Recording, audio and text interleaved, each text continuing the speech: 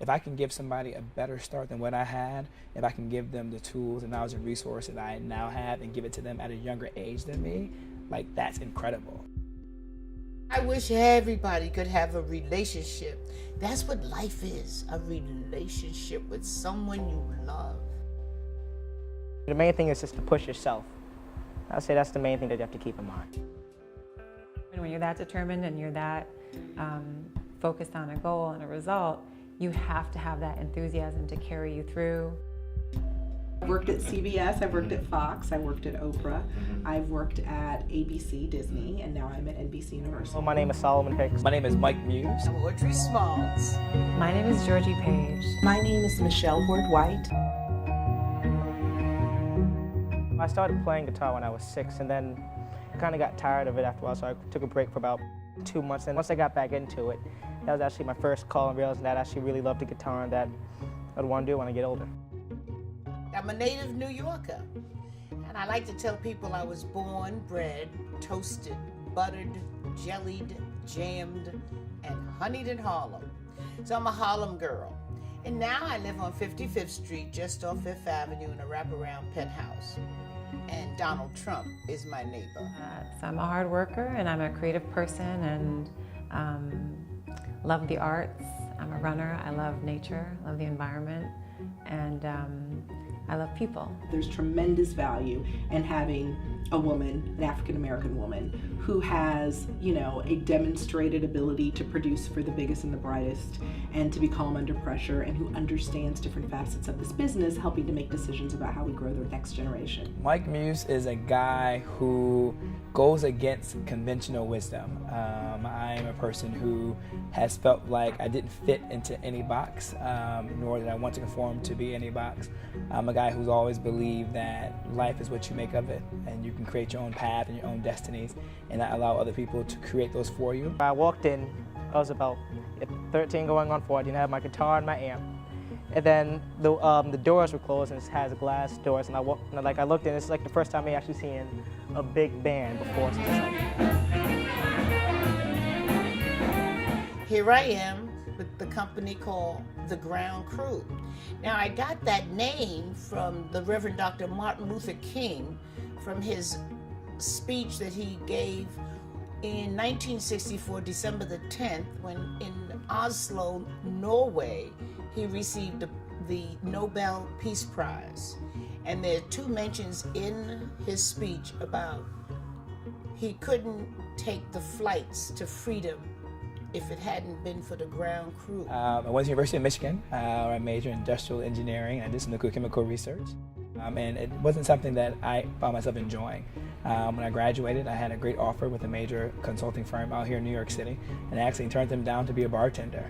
I don't even drink, but I wanted to do something that was completely out of the ordinary, right? Kind of breaking from the norm, and really discovering self, and really discovering who I am.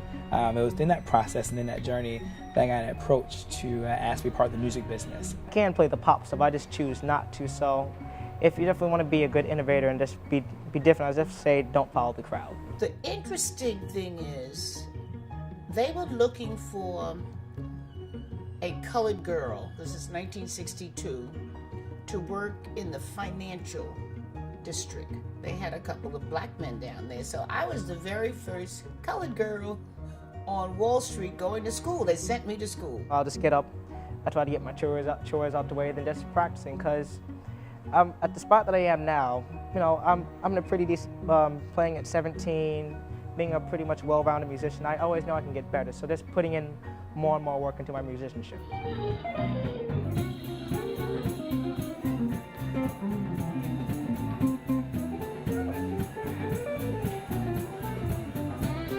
So I think, whether I'm at work or just even privately, I'm curious, I'm adventurous, I want to see what the day holds, and I want to see what challenges there are, and get out and solve problems. Every day I wake up, it's a new journey.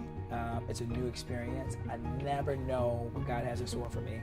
I may go to sleep thinking I'm going to do X, Y, and Z come tomorrow morning, and I get up and actually have to do A, B, and C. Day-to-day responsibilities are to really oversee all the ways that people can potentially become a part of NBC Universal, from our internship programs all the way through mentoring and leadership and diversity programs, not for one division, but for all 30,000 of our employees through all of our different businesses. Let's say if I'm doing a blues concert, I usually like to think of all the blues artists that I know in general and think of how they would play the song that I'm about to play, then try to get that mindset. And then if I'm at a jazz concert, think about all the jazz guitar players I know or jazz musicians and think how would they approach the songs that I'm about to play and try to imitate that. I'll finish school, I'll hang out with my friends during school, then right after, we'll go to the park or across Central Park.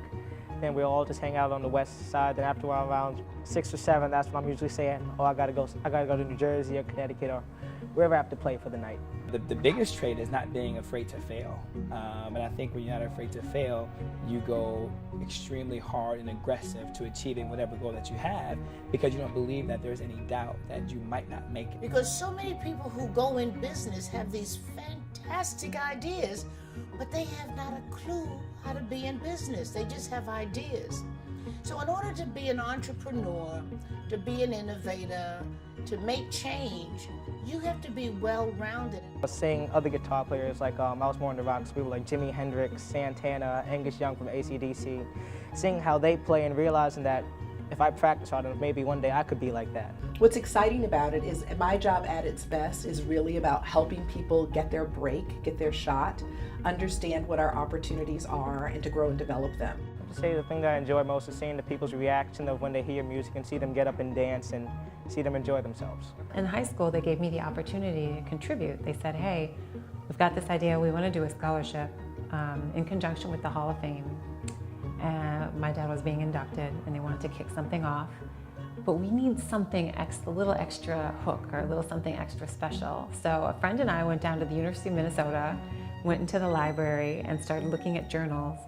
And we came up with this idea that there should be a mentorship component. And we suggested that for the scholarship. And it's been one of the things that's really distinguished it.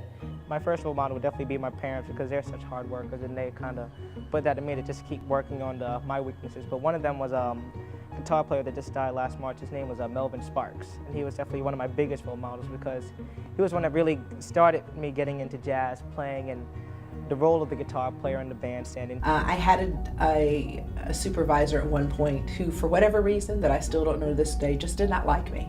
And I was used to being the A student, I was used to being the teacher's pet. And so 10 years into my career, to walk into a political situation that was very difficult for me to navigate, that seemed to have nothing to do with me.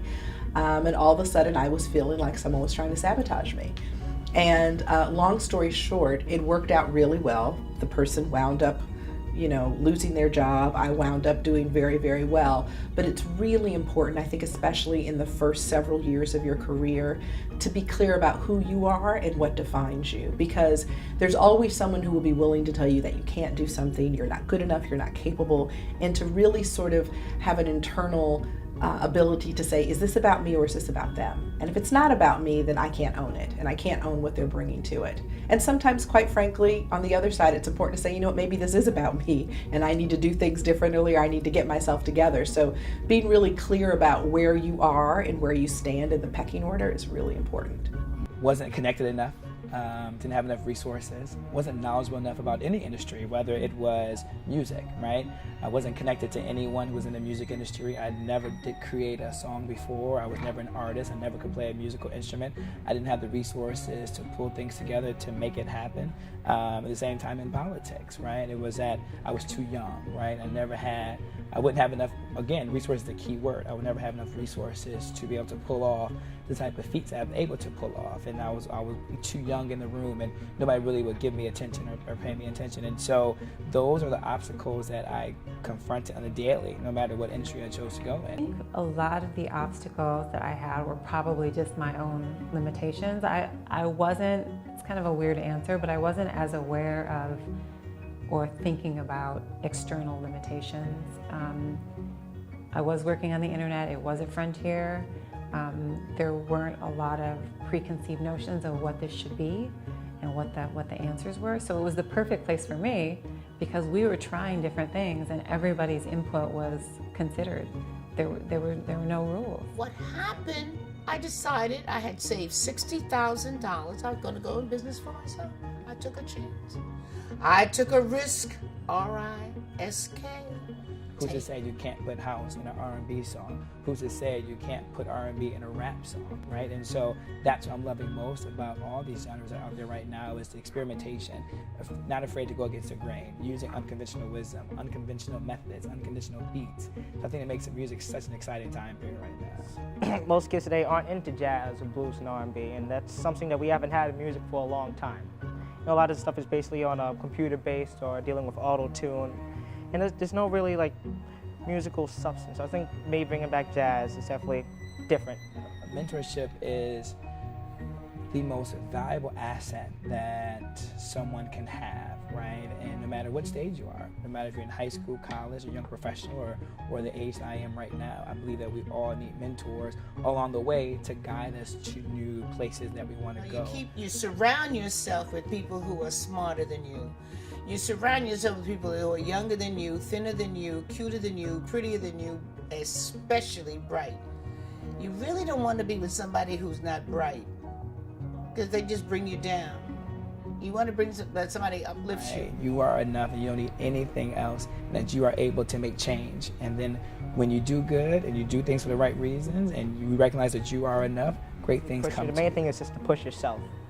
I'd say that's the main thing that you have to keep in mind. I recognize that it wasn't just on my own accord that's gotten me here, but that it was people who have helped me get here. My family who has helped me get to the place I am right now. It was through my faith and my extreme belief in a higher power that's gotten to me where I am. And so I really believe in empowering the youth. When I was in junior high school, it was Black History Week, with just 1 week. And then they extended it to a month. Now, wouldn't it be nice if our black children knew Black history? They do not know their history. Black history, the story isn't told in its entirety, and I think that we miss out on some of our great ones who have given the ability for me to sit in this seat right now and to speak with such a great person like yourself, right? You know, we stand on the backs and shoulders of the Martins and the Malcolms and the Corettas and the Rosa Parks and all the greats. But also, too, I think that needs to be discussed. But then I also think that we need to recognize modern day history makers, right? And I believe that there's so many blacks are making strides in our community and in society and the world on a day-to-day basis. And so I think that needs to be celebrated. And I think we need to allow ourselves to celebrate those achievements and to celebrate those accomplishments. So we have to continue Black History Month for the next 366 days since this is leap year. Every single day in a black child's life should be Black History Month. My name is Mike Muse, and what makes me a differenter is that I recognize the symbiotic relationships between pop culture and politics, and that's the lane that I choose to walk, run, and love and live in. And what makes me differenter is that I was born outside of the box.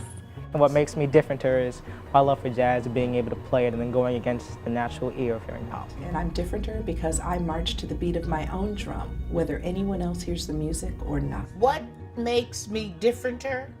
My personality. 'Cause she's got personality. Walk a personality.